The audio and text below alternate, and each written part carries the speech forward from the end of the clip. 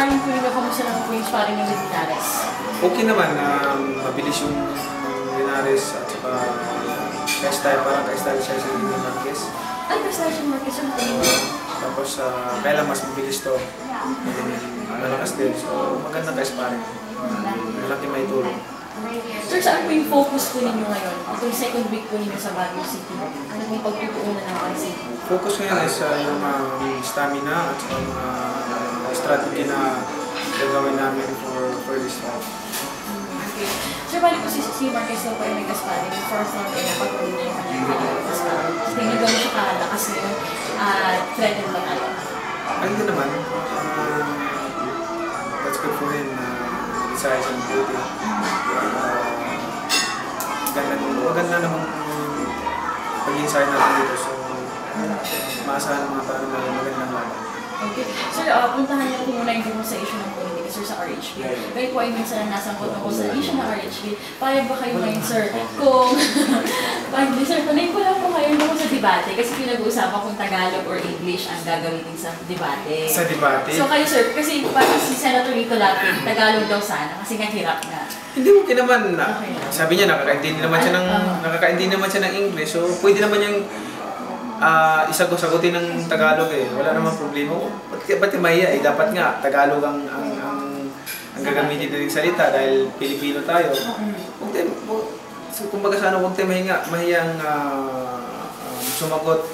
At least alam naman natin kung anong mga pinag-uusapan. So kahit na English yung kausap niya, sagutin niya Tagalog. Walang problema. Understand nyo ngayon, sir? Diba? Walang problema. Maganda yan. Sir, anong stand? Si Lapid. Pero sir, ano kung stand niyo pa rin po ngayon sa RHB? Hindi naman nagbabago. Hindi kayo nagbabago ng stand. Okay po, sir. Sir, kung masasabi niyo sa bagong room, na-renovate. Okay naman. Talagang malaki ang pinagbago. Yung kwarto ko parang kaya palagi lang ako sa kwarto ko dahil parang nasa 5-star hotel. Okay. So ngayon po pinag-uusapan sa lower house ang tungkol sa budget appropriation for 2012. For sure may mga budget cut at isang sports sa problema natin ngayon, sir, na kulang ang pondo, walang suporta sa ating mga atleta. Ano po yung pwede po natin gawin para makatulong sa ating mga atleta? Ano na sir, financial. May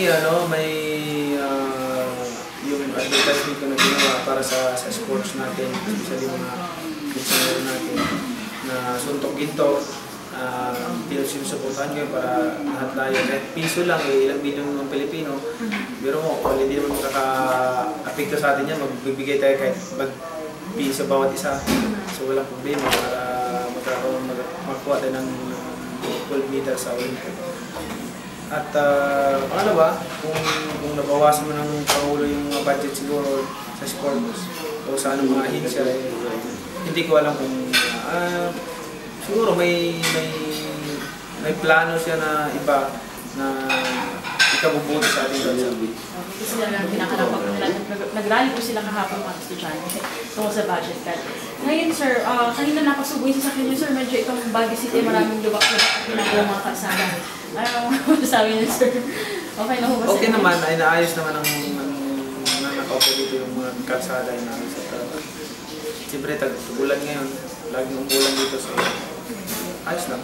So yung kayo nahirapan kanina sir, medyo hindi naman. Thank you sir. Thank you. Sir, meron din po mga